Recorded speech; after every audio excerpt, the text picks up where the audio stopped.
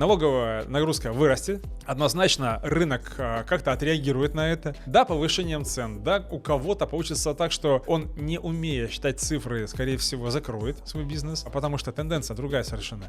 А для кого-то, наоборот, он увидит, что, оказывается, это не есть проблема. Наконец-то мы считаем. А со стороны цен? У нас цены всегда повышались и так, в общем-то, ничего особо не поменяется, нас не удивишь этим. Единственное, что цены на разные товары или на разные услуги, они будут прямо кардинально отличаться. Те, у кого эти услуги или товары хуже по качеству, их просто брать не будет, ну, соответственно, будут идти к тому, кто продает хорошее, более качественно. Это будет, это однозначно. Что-то поднимется прямо хорошо, поэтому нужно к этому быть готовым.